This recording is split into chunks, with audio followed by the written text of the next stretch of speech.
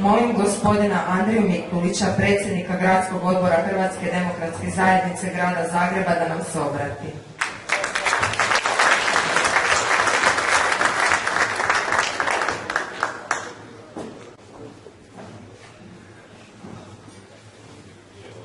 Dragi moji Turopoljci i Turopoljke, kad sam došao, onda nisam znao jesam na Karminama ili na proslavi 23. obljetnice. Dajte da vas čuje malo.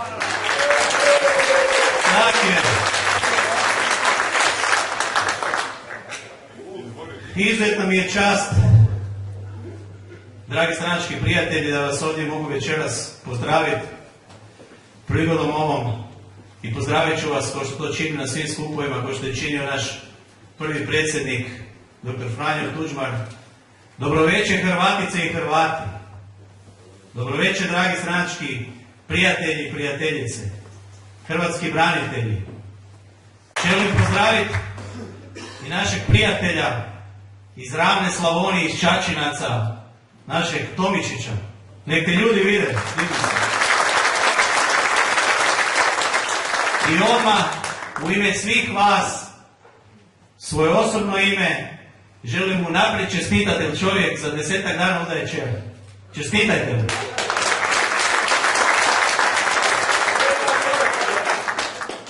Posebno pozdravljam i predsjednika Dobrovoljnog vatrogasnog društva, gospodina Križanića, zahvaljujem mu se. Pozdravljam.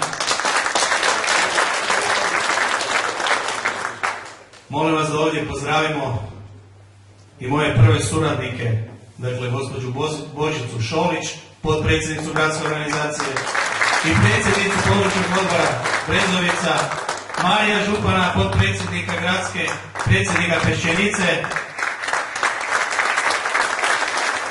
Stanka Gačića, predsjednik Maksimira, potpredsjednik gradske organizacije. Dragi prijatelji, ono što smo obećali i izvršavamo, a to je dolazimo u bazu. Baza nas je izabrala, bazu ne smijemo zaboraviti i onaj ko zaboravi bazu od kud je potekao, to je početak njegovog kraja. Dalje, danas je 23. rođendan od osnivanja Hrvatske demokratske zajednice ovdje u Hrašću, pobjedničkom Hrašću, dragi prijatelji, HDZ-ovom Hrašću, i hvala vam na tome.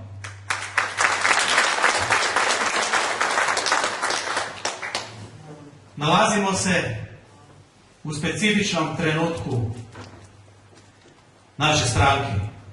Znate da smo krenuli konsolidaciju stranke. Specifičan je trenutak jer su pred nama dvoje izbori, jedni izbori za Europski parlament i lokalni izbori. Ovdje treba javno reći, i to trebate govoriti svugdje, dragi prijatelji, pojedinci su radili greške, i za to će odgovarati. Nema kolektivne odgovornosti.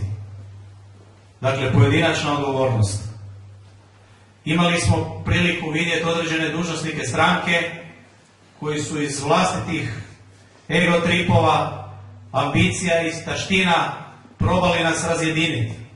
Ali to im nije uspjelo. Mi smo se znali s time razračunati. Neće im to uspjeti, dragi prijatelji, ni u budućnosti. I to im zajedno s ovog mjesta poručujemo, svi zajedno. Nećete nas uspjeti razjediniti. Nikad nismo bili jači, čvršći i kompaktniji nego što je to danas.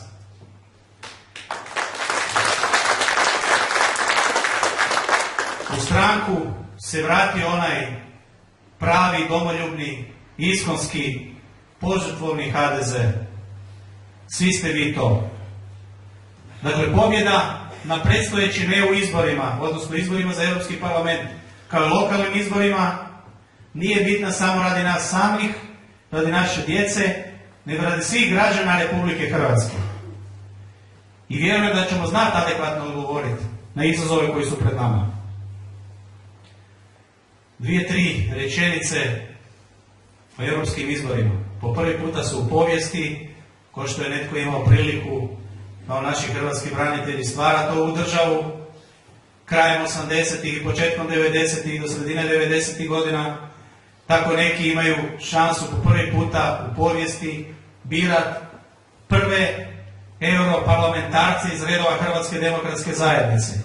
Nemojte propustiti, dragi prijatelji, tu šansu. Od naših kandidata, nabrojat ću ih svega nekoliko. Imamo gospođu Zdravku Bušić, poznatu osobu koja je bila savjetnica kod našeg prvog predsjednika utemeljitelja Hrvatske države. Imamo Ivanu Maletić, državnu tajnicu koja je radila pregovore za Europsku uniju od strane Hrvatske. Dakle, državna tajnica je bila u Ministarstvu financija. Imamo iz gradske organizacije 2 kandidata. Jedan je Krševan Antun Dujmović, dečko koji je prošao Ministarstvo vanjskih poslova, čovjek koji je u Institutu za međunarodne odnose. Imamo Andreja Plenkovića, koji je bio zamjenik ministra vanjskih poslova. Imamo čovjeka Davor Ivo Stier, Hrvat rođen u Argentini, prijatelji. Znate gdje? Tamo otkud nam dolazi Papa Franjo I. To su naši kandidati.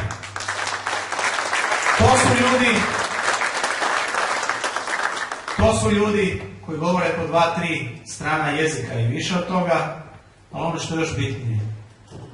To je najbolja lista s najboljim kandidatima Hrvatske demokratske zajednice, dragi prijatelji, nema boljih. Nema boljih u odnosu na sljedećih 27 listi. To su ljudi koji su se borili i stvarali ovu Hrvatsku, koji su željeli, koji žive Hrvatsku, koji ne govore da je Hrvatska slučajna država i ne govore da je u Hrvatskoj bio građanski rat. To su naši kandidati. Ja vas molim, 14. travnja izađite vi, pozovite sve poznate i dajte glas Hrvatskoj demokratskoj zajednici na izborima za Europarlament. I nakon toga nam dolaze lokalni izbori za grad Zagreb. Hrvatska demokratska zajednica grada Zagreba, dragi prijatelji, napravila je veliki iskorak. Po prvi puta, to sam rekao i u Klari na proslavi, po prvi puta je imala priliku samostalno izabrati svog kandidata. Odlučili smo se za Margaretu Mađerić, ženu, kandidatkinju koja ima svoju obitelj, ponikla u redovima Hrvatske demokratske zajednice, u mladeži. I ono što je bitno, sami smo je izabrali. Izabrali smo je ne zato što je bila nametnuta, ili nam je neko rekao, nego zato što smo procijenili da je ona najbolja kandidatkinja i buduća gradonačelnica grada Zagreba.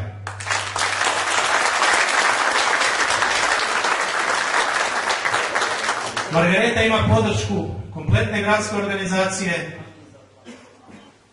svih zajednica, od žena, utemeljitelja mladeži i branitelja.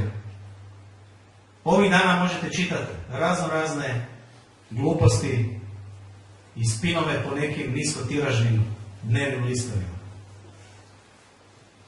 A onda čitate da Margareta ima 2,8%, HDZ 12,6%. Ja ću vam reći, dragi prijatelji, istinu. Ko što sam i govorio kad sam došao prvi puta sa ekipom i molio vašu podršku za mandat, pa ću vam i reći danas. Istina je sljedeća. Margareta ima 16%, a lista Hrvatske demokratske zajednice ima 20%, dragi prijatelji. To je baza od koje krećemo.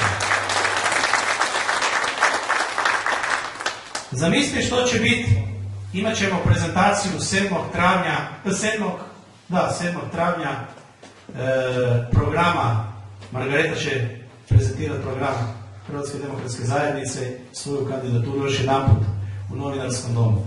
Dakle, ja vas već sad ovdje sve pozivam, posebno ćete još biti pozvani.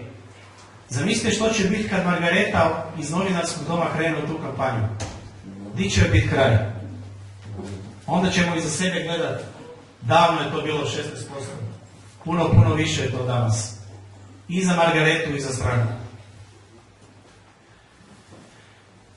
Ono što je bitno, dakle, ovo je stranka, kao što možete vidjeti, ima smo na novo vrijeme, nova snaga, novo vrijeme. Ovo je stranka u kojoj ne stanuje više korupcija. ovo je stranka i ono što mi nudimo na čelu sa novom gradonačelnicom Margaretom i većinom u gradskoj skupštini, nudimo mlade, odgovorne, obrazovane i nadasve, dragi prijatelji, poštene ljude. Nudimo ljude koji će brinuti o gospodarstvu grada, o financijama grada i o imovini grada. I tu maniri dobrog gospodara. I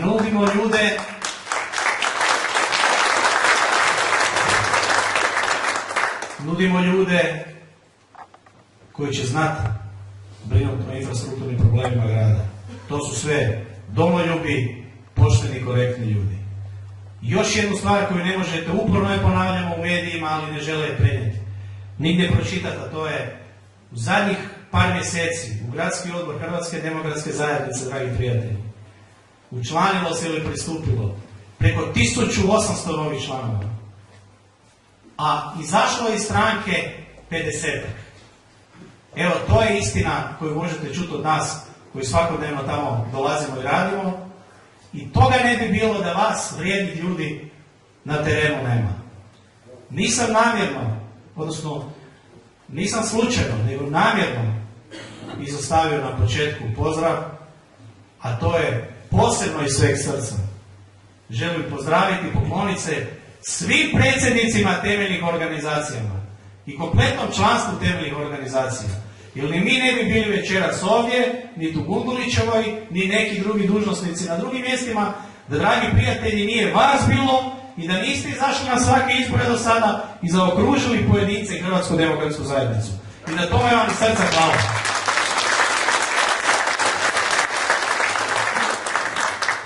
Prošli tjedan smo potpisali koaliciju s našim strateškim partnerom, Hrvatskom strankom prava, dr. Ante Starčević.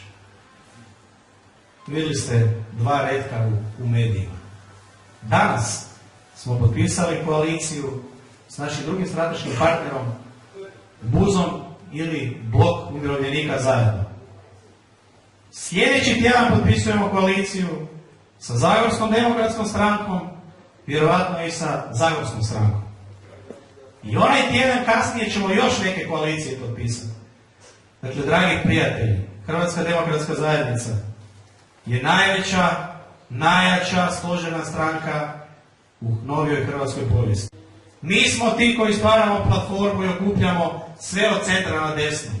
Sve one koji su domoljubi, koji vole, koji žive Hrvatsku državu. Kojima Hrvatska država, kao što sam rekao, nije slučajna, nego je željeno, ona je željeno dijete. Mi smo je prihvatili. I na nama je sad da je dalje njegujemo i da odrastamo zajedno s njom. Dragi stranački prijateljici i prijatelji, još jedanput, ja vas molim i pozivam vas na zajedništvo, na pregalački rad, na angažman svakog od vas. Svakog člana i dužnosnika, kako bi svi simpatizeri izašli na birališta i dali povjerenje Hrvatskoj demokratskoj zajednici, kako 14. travnja, tako i 19. svibnja. Uvjeren sam kako zajedničkim radom svake članice i člana možemo i moramo uspjeti ostvariti pobjednički rezultat. Kako bismo svim građanima ponudili bolji i kvalitetniji život, jer mi, dragi prijatelji, imamo ljude koji znaju kako to ostvariti. I na kraju, kao što to obično znam reći na drugim obljetnicama, pa ću ponoviti ovdje, kao što je pokojni predsjednik Tuđman na Splitskoj rivi rekao, što, dragi prijatelji, da vam još obećam? Obećat ću vam da ćemo na sljedeću 24. obljetnicu doći sa našom gradonačelnicom, gospođom Margaretom Mađerić, iz redova Hrvatske demokratske zajednice i sa većinom u gradskoj skupštini. A prvi posao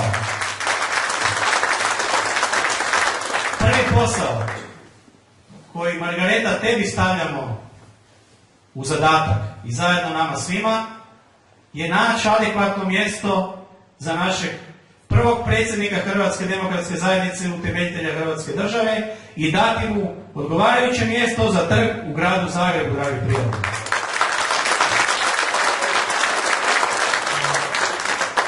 I na kraju, sve za Hrvatsku, Hrvatsku ni za što. Hvala vam.